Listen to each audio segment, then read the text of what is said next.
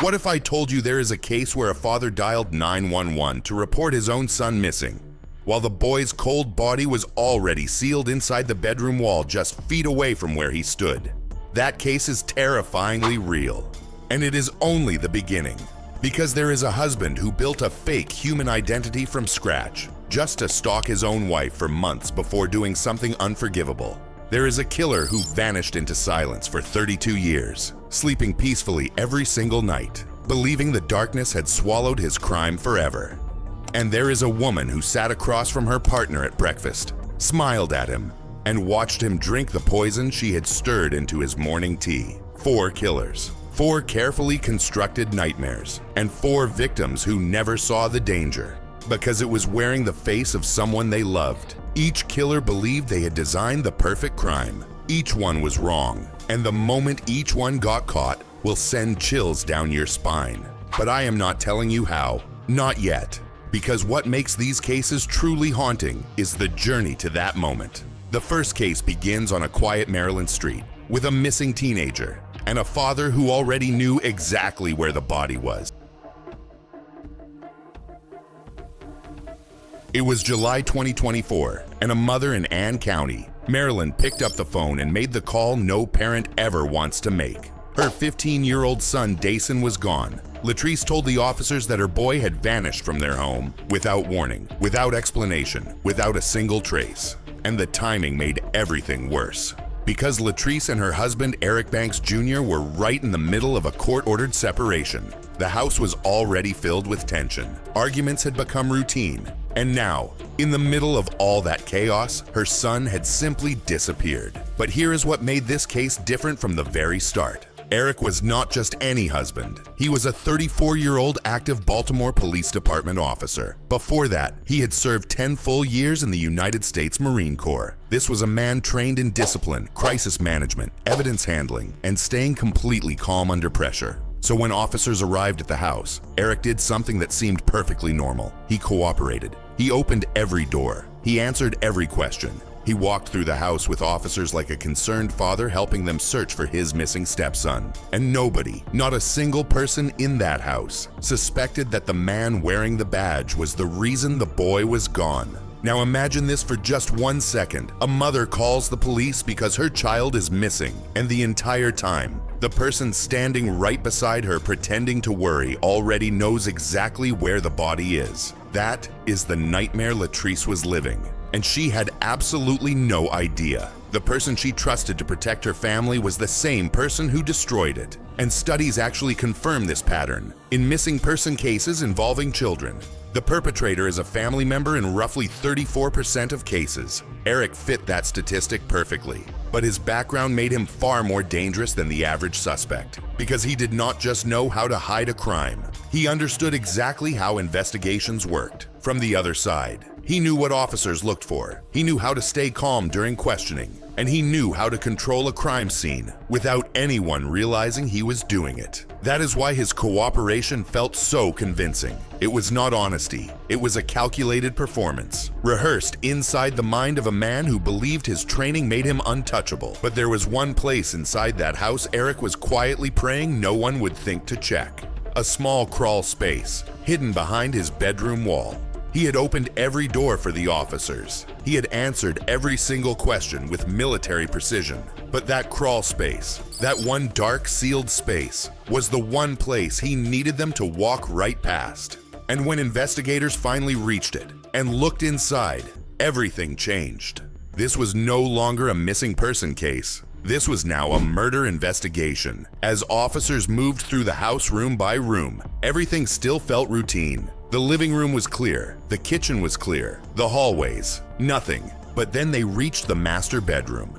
And behind a section of the bedroom wall, there was a small crawl space. It was tight, dark, and barely visible. The kind of place you would never notice unless you knew exactly where to look. When officers opened that crawl space, the entire case changed in an instant. Because inside, they found Dason. His body was already cold to the touch. This 15-year-old boy had been dead for hours, long before the missing person call was ever made. Now, let that satisfully sink in. A child's body was not buried in some distant field. It was not dumped in a river or hidden in a forest miles away. It was sealed inside the walls of his own home. The same home where his family ate dinner, watched television, and said goodnight. And the person who put him there was the man who was supposed to be his father. That is not just a crime. That is a level of cold, calculated cruelty that is almost impossible to understand.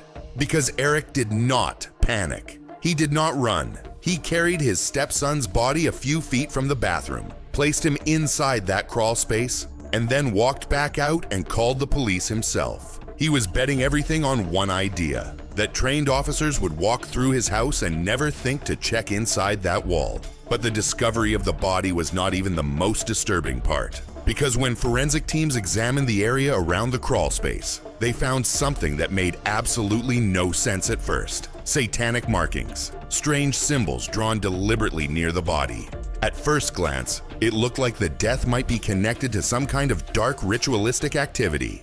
But investigators quickly realized the truth. Those symbols were not real. They were staged, carefully placed there by Eric himself. He was not just hiding a body. He was building an entirely fake crime scene. Using his knowledge of police investigation techniques, Eric had planted misleading evidence designed to send detectives chasing a story that never existed.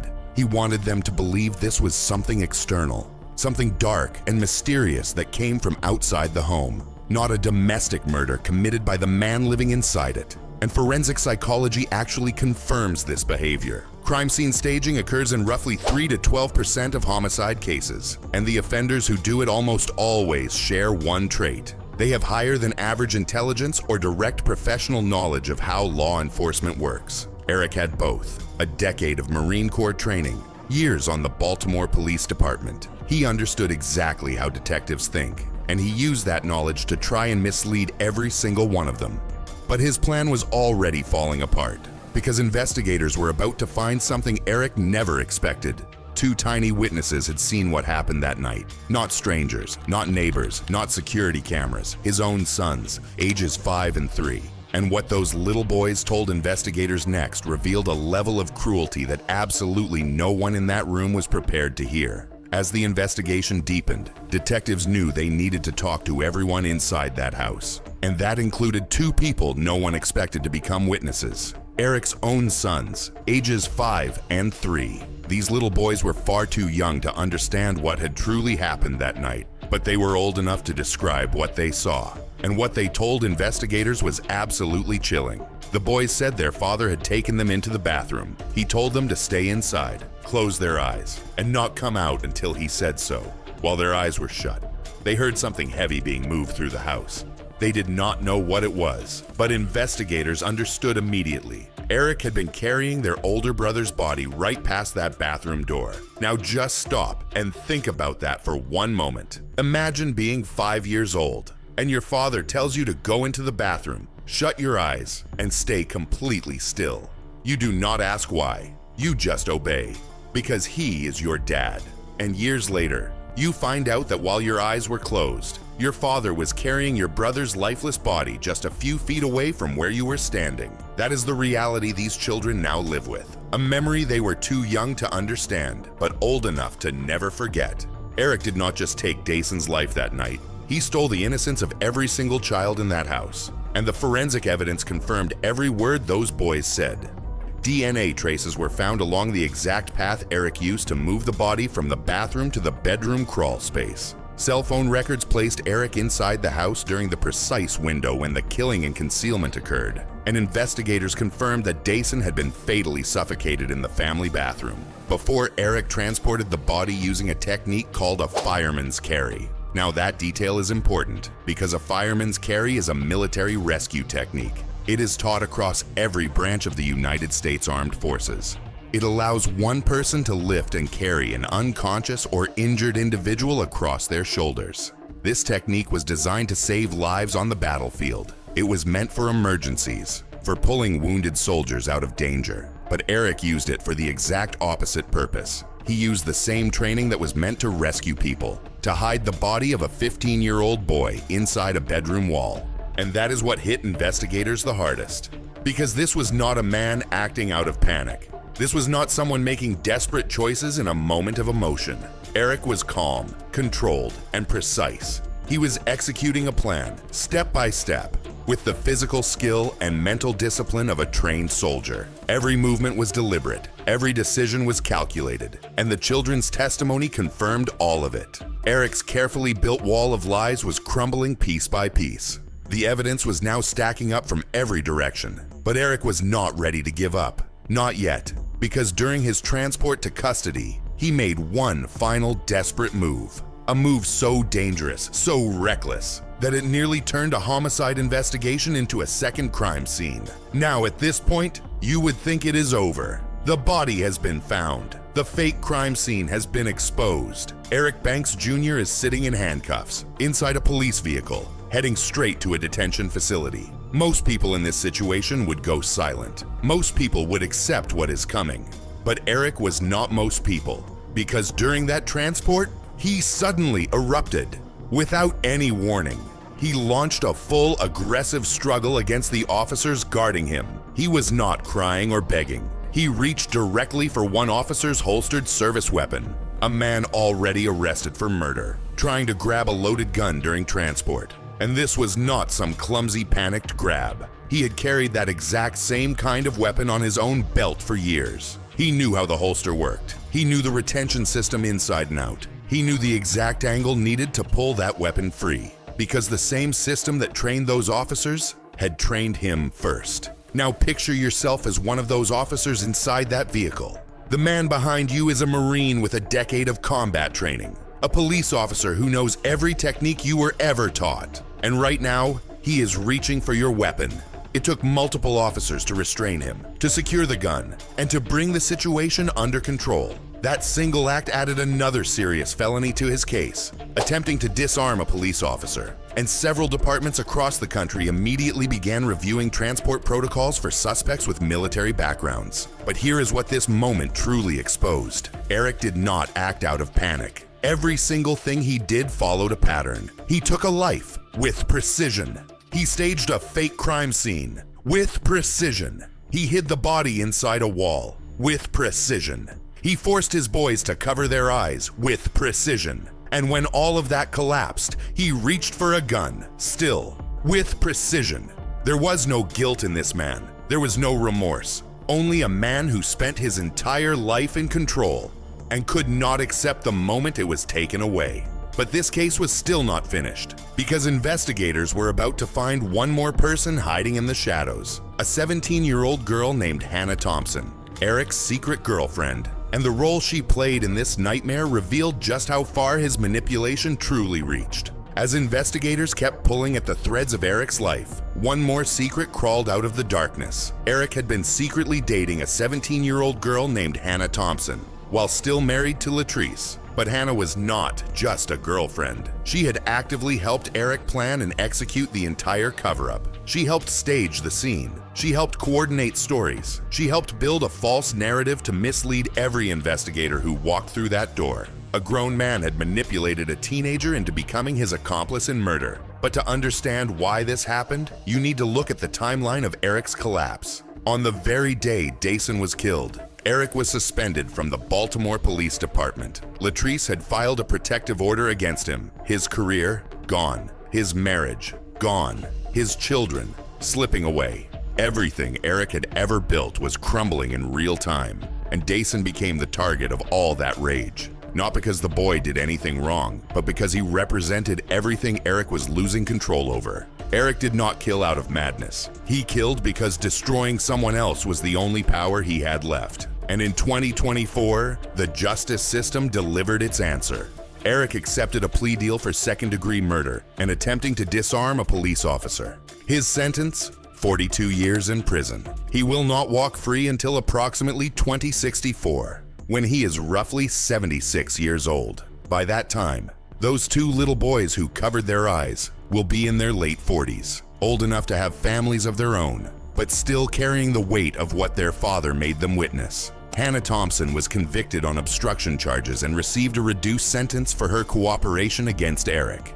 But here is the detail that should keep you up at night. Eric almost got away with it. His staged crime scene nearly fooled investigators. His military composure nearly kept the mask in place, if not for the testimony of his own small children and the forensic evidence that contradicted every word. Eric might have walked free. The system caught him, but just barely. Case 1 is now closed, but the next case takes deception to an entirely different level, because the killer in Case 2 did not just hide a body, he invented an entire fake person to take the blame for a murder he had been planning for months, and it almost worked.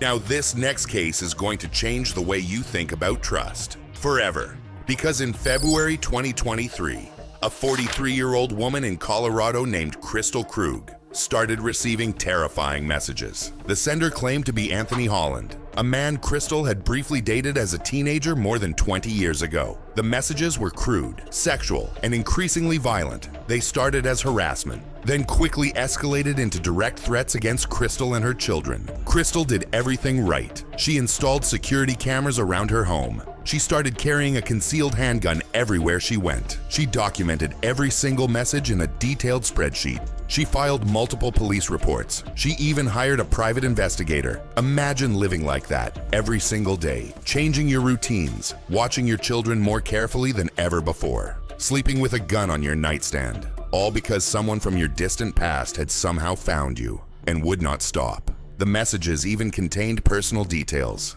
things only someone who knew Crystal's history would know. So of course, she believed the threat was real. Detective Andrew Martinez was assigned to the case and spent weeks trying to locate Anthony Holland. He issued warrants. He coordinated with agencies across multiple states. But Anthony was nowhere to be found. And there was a very simple reason for that. Because the person terrorizing Crystal was not a stranger from 20 years ago. It was the man sleeping in the bed right next to her every single night. Her own husband, Daniel Krug.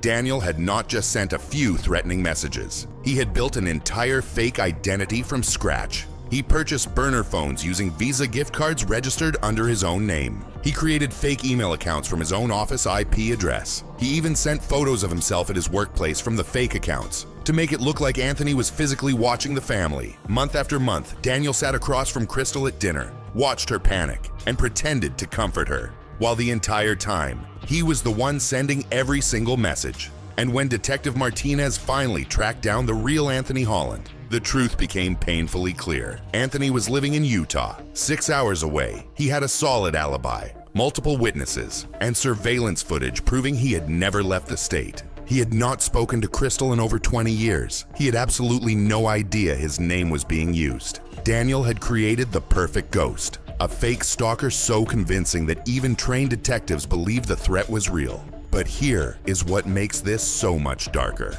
Daniel was not building this fake identity just to scare his wife. He was building an alibi, because on December 14th, 2022, Daniel was going to do something he had been quietly planning for weeks, and he needed the entire world looking at someone else when it happened.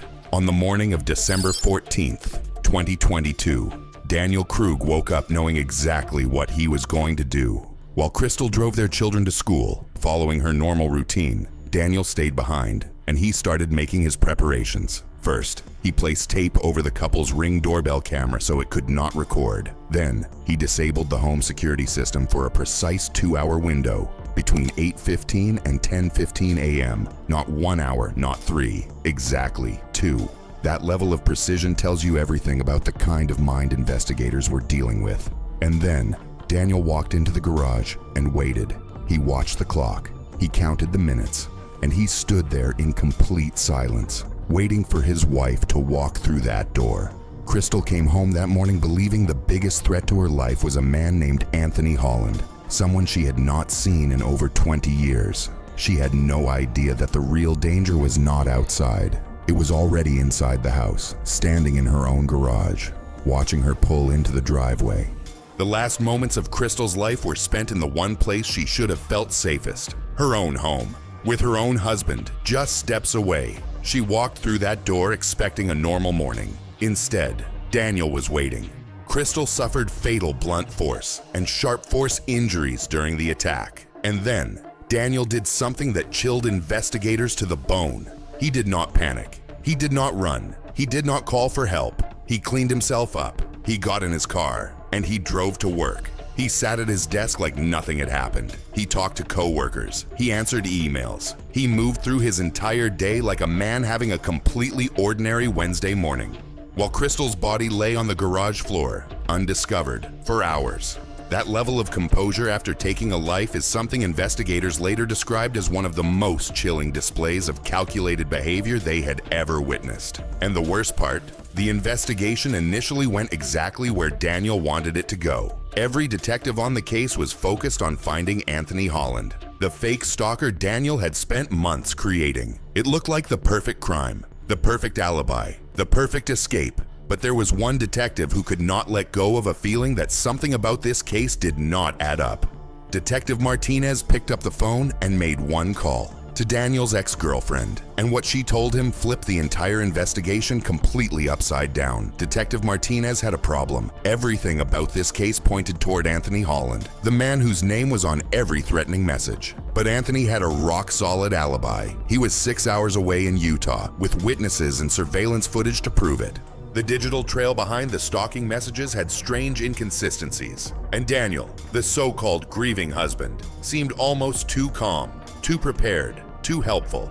Something did not add up. So Martinez did something that would change this entire case. He picked up the phone and called Daniel's ex-girlfriend, a woman named Carrie. And what Carrie told him did not just raise red flags. It blew the entire investigation wide open. Carrie's voice shook as she described what Daniel had done to her years earlier. After their breakup, Daniel had not just moved on. He had created fake people. He impersonated a roommate named Tom, who never existed. He invented Air Force Academy cadets who contacted Carrie pretending to be real people. He built entirely separate communication channels, complete with fake names and backstories, to make each invented person seem completely real. All of it designed to manipulate and control Carrie after she tried to leave him. And now, hearing that Daniel was suspected of creating another fake identity, Carrie was not surprised. She was terrified, because this was not new behavior. This was a pattern, one she had lived through and tried to warn people about for years. She always knew Daniel was capable of this. She just never imagined it would lead to murder. Now imagine being Detective Martinez in that moment. You are investigating a brand new crime, and someone calls you and says the suspect did the exact same thing 15 years ago. Different victim, different city, but the same playbook, the same tricks, the same pattern of inventing fake people to control real ones. That is the moment Martinez realized he was not dealing with a grieving husband. He was dealing with a man who had been perfecting this manipulation technique for his entire adult life. And the timeline made it even worse. Daniel had been creating fake identities since his 20s. That means he had over 2 decades of practice, refining this skill before he used it to set up Crystal's murder. The Anthony Holland persona was not some desperate last-minute improvisation. It was the final version, the most polished, most detailed, most convincing fake identity Daniel had ever built. 20 years of practice, all leading to this one moment. Criminal profilers actually have a name for this kind of behavior. They call it organized delusional planning, where a highly intelligent offender constructs an entire alternate reality to support their crime. And Daniel Krug's creation of the Anthony Holland campaign is now studied in forensic psychology as one of the most elaborate examples of identity fabrication ever used in a domestic homicide case. Carrie's testimony gave detectives the pattern they needed, but patterns alone do not convict killers. Evidence does. And when investigators finally turned their full attention to Daniel's digital footprint, they found something he never expected anyone to discover. A trail of electronic breadcrumbs, connecting every single fake message directly back to Daniel himself. Carrie's testimony gave investigators the pattern. Now they needed the proof. So detectives obtained warrants to tear apart Daniel Krug's entire digital life. His emails, his IP addresses, his phone records, his search history, and what they found was absolutely devastating. The fake email accounts used to impersonate Anthony Holland had all been created from one location, Daniel's own office IP address. Every single stalking message sent from the same computer he sat at every day for work. But it got worse. The burner phones used to send threatening texts were tracked through cell tower analysis, and those phones pinged the exact same towers at the exact same times as Daniel's personal phone every single day, because they were always carried by the same person. And then came the mistake that sealed everything shut. The Visa gift cards used to purchase those burner phones registered under Daniel's own name. He signed his real identity on every single receipt. But the most damaging evidence was still waiting inside his Google search history. On the evening of December 13th, 2022, less than 12 hours before Crystal died, Daniel typed one question into his search bar. How hard would you have to hit someone in the head to make them unconscious? Prosecutors later called that search a digital confession, a moment permanently recorded by the same technology Daniel believed he had mastered. When detectives confronted him with all of this, his response was chilling. He did not confess. He looked at them with a calm, steady voice and said, "There has to be someone else." Even with every piece of evidence pointing directly at him, Daniel refused to accept that his world of fake identities had been dismantled. He had lived inside his own deception for so long, he simply could not let go. But the evidence did not need his confession. The emails traced back to his office. The phones matched his movements. The search history told the story he refused to tell. Daniel's carefully built world of digital deception, destroyed by the same technology he thought he controlled. But the final chapter was still ahead. Because when the jury heard everything, they had one question to answer. Was this a desperate man or a cold-blooded predator? And their verdict sent a message far beyond the courtroom. In April 2025, Daniel Krug finally stood trial for the murder of his wife Crystal, and prosecutors laid out every single layer of his deception, piece by piece, in front of the jury. The months of fake stalking, the fabricated identity of Anthony Holland, the disabled security cameras, the precise 2-hour window, the Google search from the night before, the burner phones that matched his every movement, and the testimony of his ex-girlfriend Carrie, who proved Daniel had been perfecting this manipulation technique for over 20 years. The jury heard from detectives, forensic analysts, digital experts, and witnesses, and together they painted a portrait of a man who had weaponized technology, identity, and trust to eliminate the one person who dared to leave him. Because that is what this case was always about. Not love, control. Daniel did not kill Crystal because he wanted her back. He killed her because she was leaving. And leaving meant she was making a decision he could not override. Every fake message, every burner phone, every disabled camera was not the action of a heartbroken husband. It was the action of a man who believed he had the right to decide whether his wife lived or died. And that truth is what makes Crystal's story so deeply painful. Because Crystal did everything society tells victims to do. She documented the threats. She filed police reports. She hired a private investigator. She installed cameras. She carried a weapon. She was not passive. She was prepared, vigilant, and brave. And none of it saved her. Because the threat was never coming from outside her home. It was sitting across from her at the dinner table, pretending to protect her, while planning her death. That is a truth no security camera can catch, no spreadsheet can track, and no gun can stop. The jury deliberated for 2 days, and when they returned, their verdict was unanimous. Guilty on all counts: first-degree murder, stalking, criminal impersonation. Daniel Krug was sentenced to life in prison, without the possibility of parole. The same elaborate planning he thought made him untouchable became the very evidence that proved his guilt beyond any reasonable doubt. Every move he made replayed in front of the jury, not as genius, but as proof of premeditated murder. And digital forensic experts now cite Daniel's case as a textbook example of how criminals underestimate the permanence of digital evidence. Despite his sophisticated planning, Daniel made fundamental errors. His own name on the gift cards, his own IP address on the emails, his own phone traveling with the burners at all times, proving that even the most calculated digital deception leaves traces that modern forensic technology can recover. A fake stalker, a disabled camera, a 2-hour murder window, and a digital trail that led right back to the killer's desk.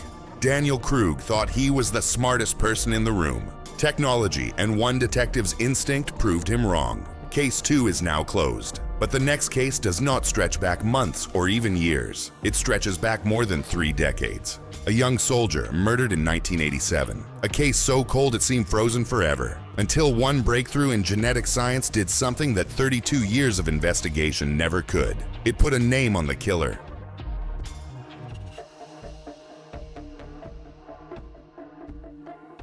The year is 1987. The month is March. And in Colorado Springs, Colorado, a young woman's body is found behind a restaurant in the early hours of the morning. Her name was Darlene Krashok.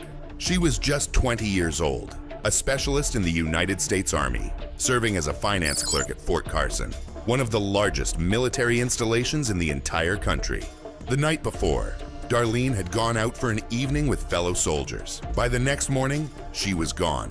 Her body was discovered in a location that suggested she had been attacked after leaving the group. Investigators arrived at the scene quickly. Evidence was collected. The area was processed. Dozens of witnesses were interviewed. The U.S. Army Criminal Investigation Division and local Colorado Springs law enforcement worked the case together. They followed every lead. They chased every tip. They examined every piece of physical evidence available to them. But in 1987, the technology needed to identify a suspect from what they had simply did not exist. And that is where this case hit a wall. Now think about what Darlene's family went through in the days after that phone call. Their daughter had joined the Army at 18. She was serving her country, doing something most people never have the courage to do. And then one night, the phone rings, and everything changes forever. She is gone. And when they ask the one question that matters most, who did this? The answer is silence. Not for a week, not for a year, for 32 years. No arrest, no answers, no justice, just decades of waiting, wondering, and hoping that someday someone would finally tell them who took Darlene away. That is a weight no parent, no sibling, no friend should ever have to carry for that long. And the case was not abandoned. CID kept the file open. They periodically reviewed the evidence. They followed up on every new tip that came in, but every lead went cold. Every suspect was cleared. Every promising thread led absolutely nowhere. By the time a full decade had passed, most people quietly assumed this case would never be solved. And the killer, whoever they were, had every reason to believe the same thing. For 32 years, they walked free. They lived a normal life. They slept peacefully every night, and they never once faced a single consequence for what they had done to Darlene. For 32 years, they were right. But here is what the killer did not know. The evidence collected back in 1987 did not disappear. It was not destroyed. It was not lost. It sat in a storage facility, carefully preserved, waiting.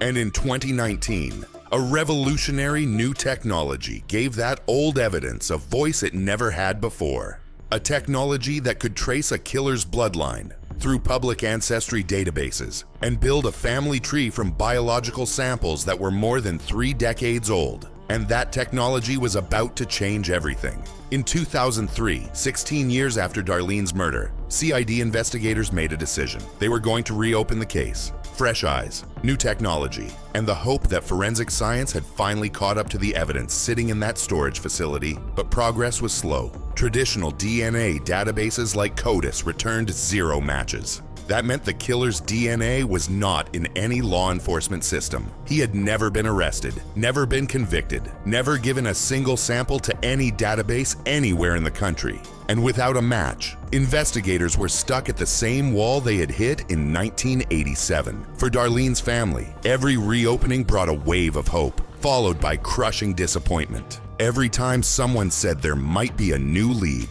the wound reopened. Every time that lead went cold, the wound cut even deeper. But then, in 2019, something changed. A groundbreaking technique called genetic genealogy offered an approach that no one had ever tried on this case before. And it did not require the suspect to be in any criminal database at all. Here is how it works. Scientists take a DNA profile and upload it to public ancestry databases, the same databases millions of ordinary people use to trace their family heritage. Then they search for partial matches, people who share enough DNA to indicate a familial connection. From those matches, forensic genealogists begin building a comprehensive family tree.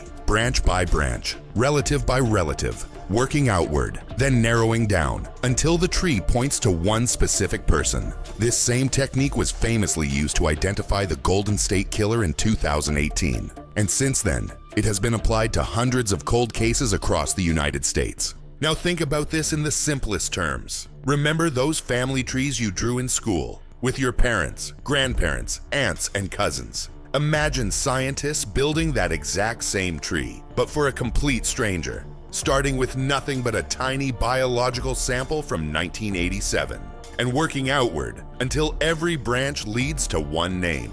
In Darlene's case, that name was Michael White. But here is the detail that makes this technology so powerful and so terrifying for criminals. Michael White's own DNA was never in any database. He had never been arrested, never been charged with anything. If investigators had relied only on traditional methods, they would have never found him. Not in 100 years. But White did not get caught because of his own choices. He got caught because distant relatives, cousins he may have never even met, had voluntarily uploaded their DNA to public ancestry databases. They were just curious about their family history. They wanted to learn where their ancestors came from, and that innocent curiosity created a trail that forensic genealogists followed backward, from cousin to uncle to parent, until they reached White himself. Parabon Nanolabs, the forensic company that assisted in this case, has helped solve over 200 cold cases using this same technology since 2018. Some forensic experts now believe genetic genealogy could eventually help resolve the majority of unsolved violent crimes in America, as long as biological evidence was preserved from the original scene. And in Darlene's case, it was. Genetic genealogy had given investigators a name, Michael White. But a family tree alone is not enough for an arrest warrant. Prosecutors needed something stronger, a direct DNA match between White and the biological evidence collected from that crime scene in 1987. And getting that match required one of the most delicate operations in the entire investigation. A covert evidence collection carried out without Michael White ever knowing he was being watched. Genetic genealogy had given investigators a name, Michael White. But a name alone was not enough. They needed something physical, a direct DNA sample from White himself to compare against the biological evidence preserved from 1987. And they could not just walk up to him and ask, because that would alert him to the investigation. It would give him time to flee, time to destroy evidence, time to disappear, just like he had for the last 32 years. So investigators launched a covert surveillance operation. They followed White. They watched his every movement, and they waited for one simple thing: for him to throw something away. A coffee cup, a cigarette butt, a piece of chewing gum, anything he touched and discarded in public. Because under US law, items thrown away in public spaces are considered abandoned property. Law enforcement can legally collect them without a warrant. This legal principle has been used in dozens of cold cases, where investigators need DNA confirmation but cannot get a court order without first establishing probable cause. Now imagine being the detective on this assignment. You have worked this case for years. You are closer than anyone has ever been to solving a 32-year-old murder. And everything, absolutely everything, depends on a stranger throwing away a coffee cup. One discarded item could bring justice. One missed opportunity could mean starting all over again. That kind of pressure stays with a detective for the rest of their life. And think about it from White's side. Without him even knowing, every single day, people throw things away without a second thought. A napkin at lunch, a water bottle at the gym, a tissue in a parking lot. Now imagine that one of those items could connect you to something that happened 32 years ago. That was the reality Michael White was living in, without having any idea. Every item he touched and discarded was a potential key to unlocking the longest cold case in Colorado military history. And then one day, he threw away the exact item investigators needed. The sample was rushed to the lab, and when the results came back, the room went silent. The DNA from the discarded item matched the biological evidence collected from Darlene's crime scene in 1987. Not a partial match, not a probability, an overwhelming statistical confirmation. After 32 years of silence, science had done what witnesses never could. It put a name and a face on the person who killed Darlene Krayshok. And here is what made this even more chilling. Michael White had no prior connection to Fort Carson, no known relationship with Darlene. No criminal record of any kind. Without genetic genealogy, he would have remained invisible forever. And the evidence that caught him, the DNA from 1987, had been sitting in storage for over 3 decades, surviving moves between facilities, changes in storage protocols, and advances in preservation technology. The investigators who collected that evidence in 1987 could never have imagined the science that would eventually use their work to solve this case. But their careful work, 32 years earlier, is exactly what made this moment possible. The DNA matched. The science was solid. And in June 2019, more than 32 years after Darlene was found behind that restaurant in Colorado Springs, investigators finally did something that generations of detectives had only dreamed of. They knocked on Michael White's door and placed him under arrest for murder. But the arrest was only the beginning, because now, this case had to survive something even harder than a 32-year wait: a trial.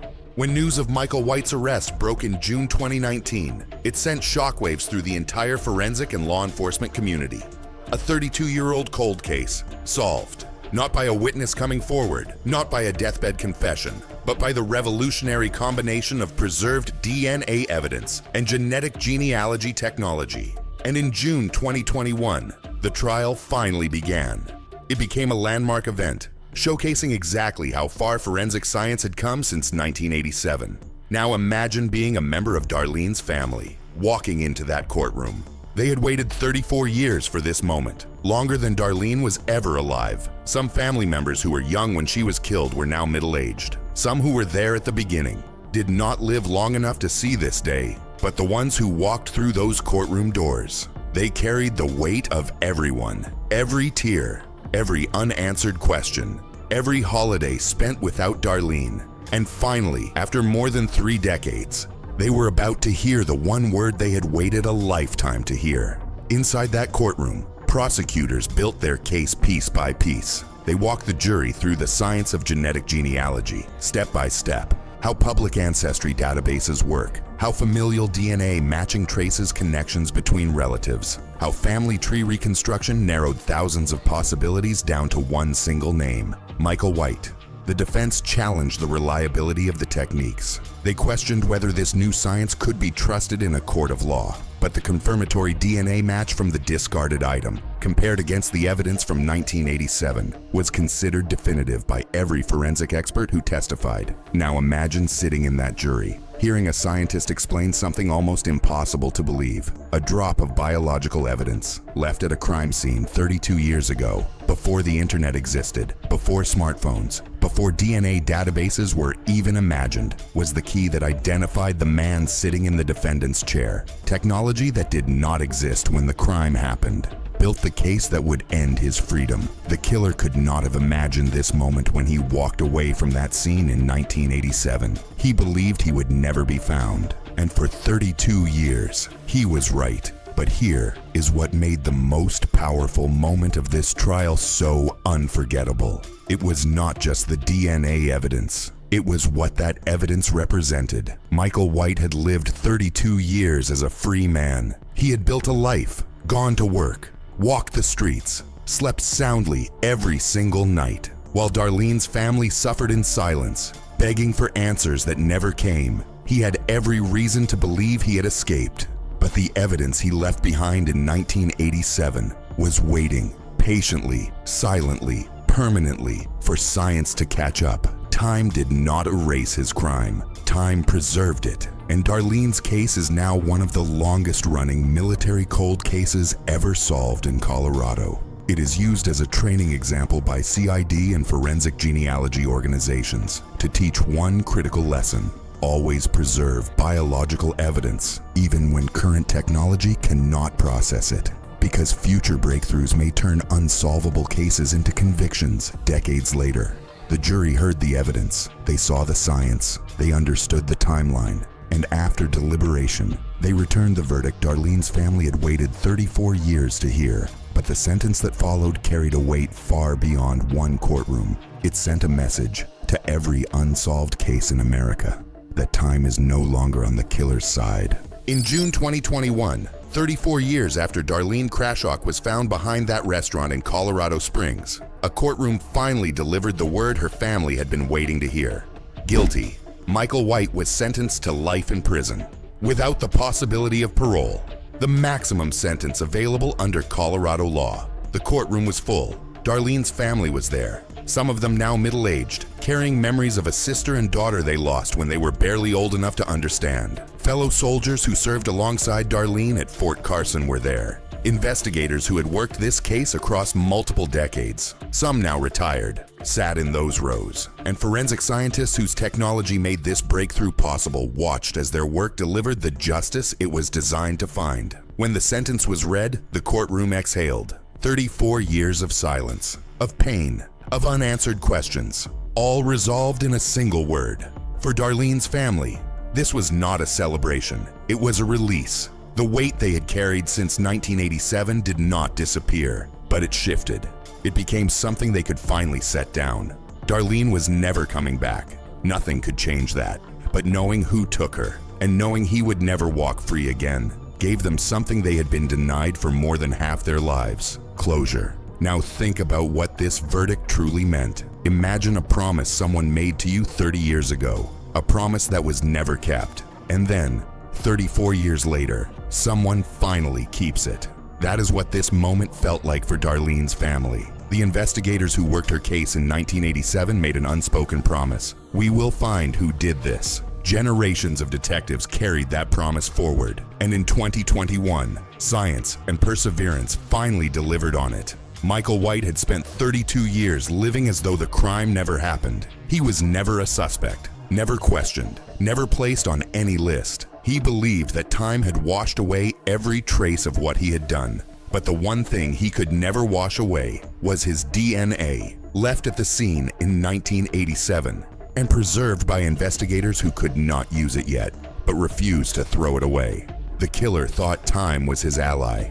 In the end, time was his enemy, because every year that passed brought science one step closer to reading the evidence he left behind. And since Darlene's case was solved, genetic genealogy has been used to crack cold cases dating back as far as the 1960s. Forensic scientists now estimate that any case where biological evidence was properly preserved has the potential to be solved, regardless of how many decades have passed. The message to every killer who believes they escaped justice is simple. If your DNA is in storage, your clock is still ticking. A young soldier killed in 1987, a case frozen for 32 years, and a revolutionary science that reached across decades to pull the truth out of silence. Case 3 is now closed, and the message is clear. Time does not protect killers anymore. But the fourth and final case takes us somewhere entirely different. Not a staged crime scene, not a digital scheme, not a decades-old mystery.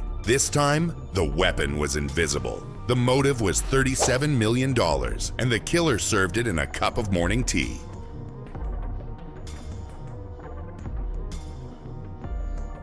The year is 2016, and a man named Steve Riley receives a phone call that he believes will change his life forever. On the other end, a person claiming to be his long-lost Uncle Marcus Riley, calling from Ireland. The message was simple.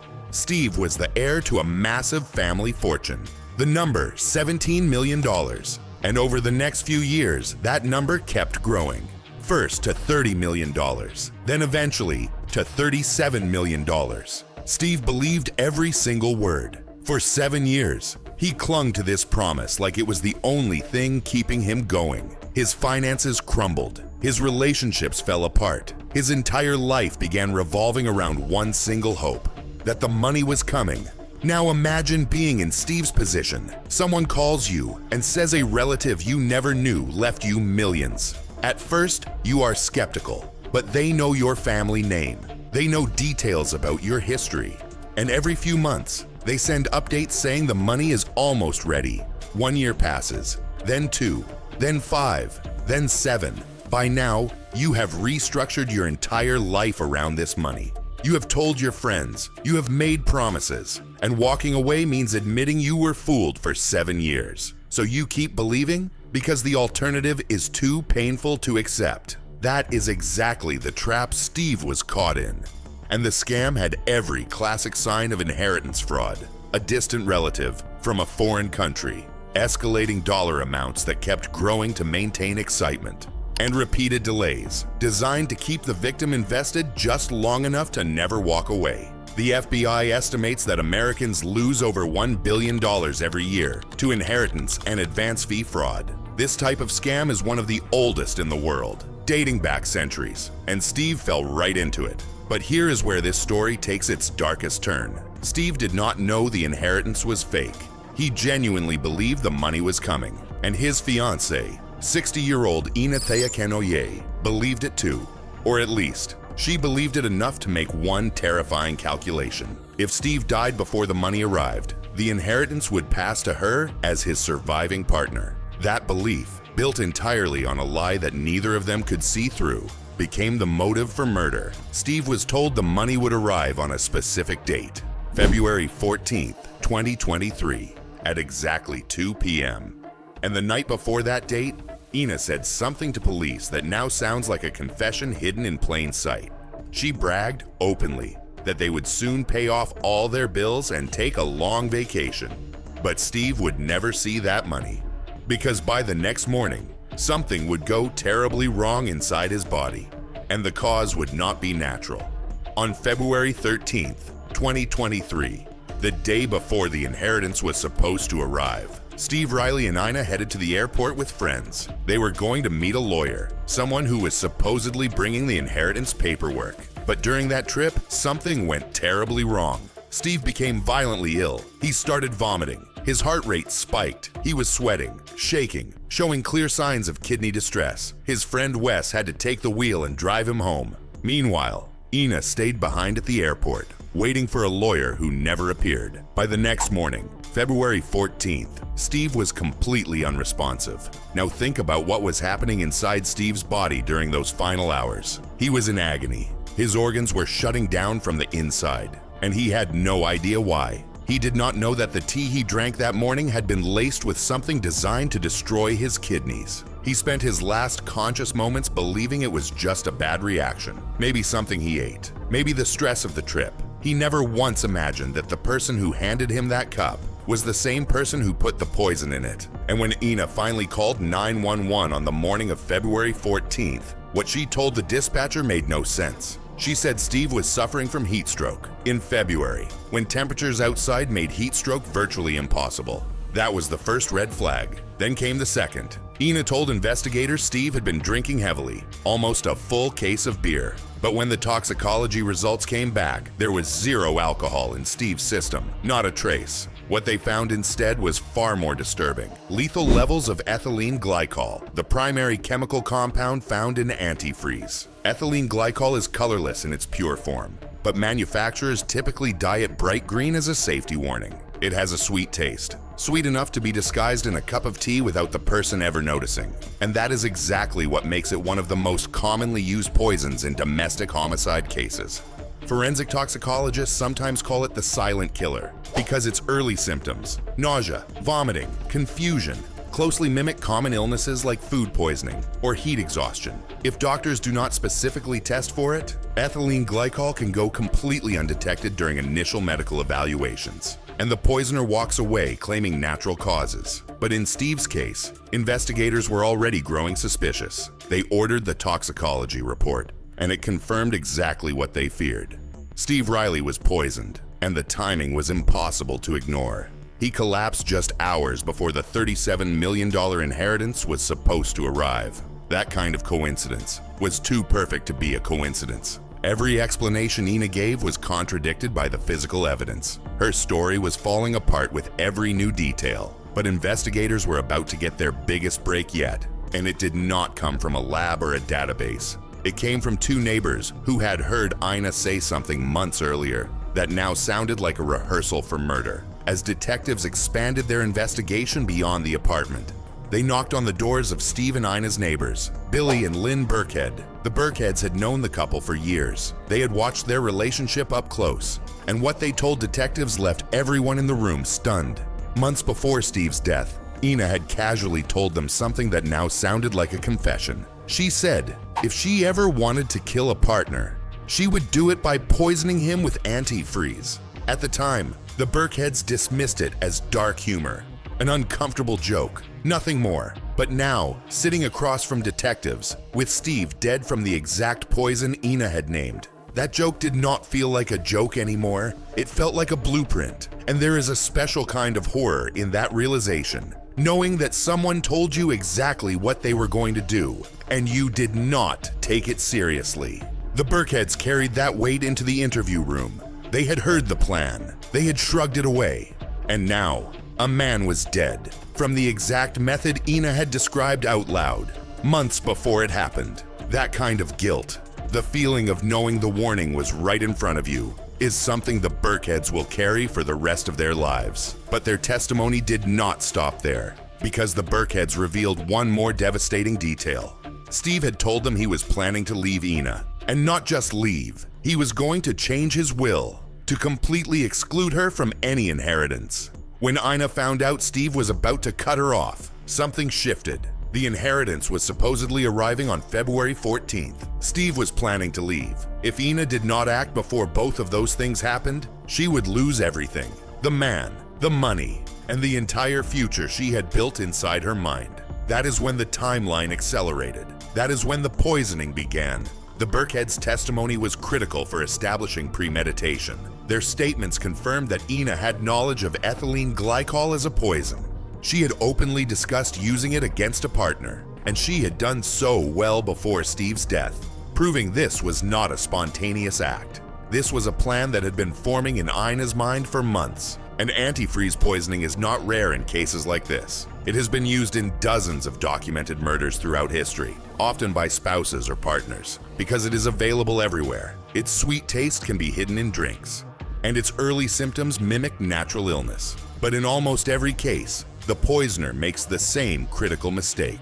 They underestimate how thoroughly modern toxicology can detect ethylene glycol in the body, even days after death. The neighbors had heard Ina describe the murder method months in advance. Steve was planning to leave and cut her out of the will. The motive was clear. The method was confirmed. But investigators still needed one more thing: physical evidence. Something inside that apartment that proved Ina had access to antifreeze and delivered it to Steve. And when forensic teams executed their search warrant, they found exactly what they were looking for. Hidden in the last place most people would ever think to check. Forensic investigators entered the apartment with one purpose: find the antifreeze. And they did not have to look far. First, an old Windex bottle sitting inside the apartment, without a cap. It was not filled with cleaning solution. Inside was bright green liquid. That tested positive for ethylene glycol. Second, in the garage where Steve had been working the morning of his collapse, a Coors Light beer bottle filled with the same toxic substance, positioned exactly where Steve would have been. Now let that image sit in your mind for a moment. A woman carefully pouring antifreeze into everyday containers, placing them where her partner would encounter them during his normal routine, and then just waiting for the poison to do its work. This was not a crime of passion. This was a woman calmly, deliberately hiding death inside the ordinary objects of a normal morning. Prosecutors argued Ina mixed the ethylene glycol into Steve's morning tea, using a dark container so he could not see the bright green color. The sweet taste was masked by the tea's flavor. Steve drank a lethal dose without noticing anything wrong, because he trusted the person who handed him that cup. And that trust is exactly what Ina weaponized. During her interrogation, Ina did not confess. She lied. She claimed Steve drank nearly a case of beer, but toxicology showed zero alcohol. She called the neighbors nasty people trying to frame her. She suggested Steve poisoned himself out of shame, but every lie was contradicted by physical evidence and forensic data. And then detectives presented the one detail she could not explain away. Steve's death coincided with the exact moment the $37 million inheritance was supposed to arrive. The exact day, the exact hour. Ina stopped talking. She asked for a lawyer, and the interrogation ended. The poison was found. The lies were exposed. The motive was undeniable. But the final chapter of this case would not come for another 2 years. And when it did, Ina stood in a courtroom and did something no one expected. She confessed. On October 30th, 2024, Ina Thea Kenoyer was formally arrested and charged with first-degree murder. The charge, the deliberate poisoning death of Steve Riley. prosecutors assembled a case built on toxicology reports, physical evidence, neighbor testimony, and Ina's own contradictory statements. Every piece pointed in the same direction, and in April 2025, facing overwhelming evidence, Ina made her decision. She accepted a plea deal, and for the first time, she stood in open court and confessed. She admitted to poisoning Steve Riley with antifreeze. But this was not a moment of redemption. This was a moment of surrender. Ina had lied to police. She had lied to Steve as he lay dying in front of her. And now, with no more lies left to tell, she finally admitted what everyone already knew. She killed the man who trusted her most. Steve spent his final years chasing a dream that was never real, loved by a woman whose love was never real either. The inheritance, fake. The relationship, fake. Everything built on sand. Now think about Steve's final years, 7 years, believing millions of dollars were coming. And then, the day before it was supposed to arrive, killed by the person who was supposed to share that future with him, for money that was never there. And here is the cruelest irony. Even if Steve had survived, the money was never coming. Even if Ina had gotten away with murder, there was nothing to collect. Uncle Marcus was never real. The $37 million, a complete scam. Ina threw away 2 lives, Steve's and her own, for a number that never existed. The greed that drove her was built on the same lie that consumed Steve. The scam did not just take his money, it took his life. Ina was sentenced to life in prison. First chance at parole, the year 2050. She will be approximately 87 years old. A fake inheritance, a cup of poisoned tea, a confession in open court. Case 4 is closed, and all 4 cases reach the same conclusion. Every killer believed they had built the perfect escape.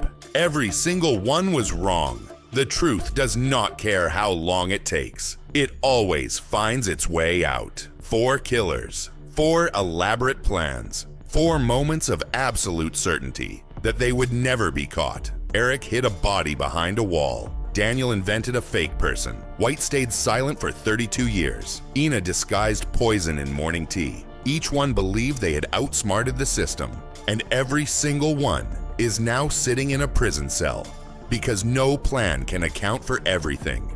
Children spoke. An ex-girlfriend recognized the pattern. Science advanced. Neighbors remembered. These killers were not caught because they were stupid. They were caught because the truth is more patient than any lie. You can hide, but traces remain. You can wait, but science catches up. You can deceive, but someone always remembers. Behind every case is a real victim who deserved better. And because of investigators who never quit, their killers did not get to choose the ending. The truth does not forget, it does not sleep, and it never stops coming. 4 cases, 4 killers, 4 plans built on the belief they could outsmart everyone, and 4 endings that proved the same truth. Justice does not forget, it does not sleep, and it does not care how long it has to wait. No wall can hide it. No fake identity can outrun it. No silence can outlast it. No poison can stop it.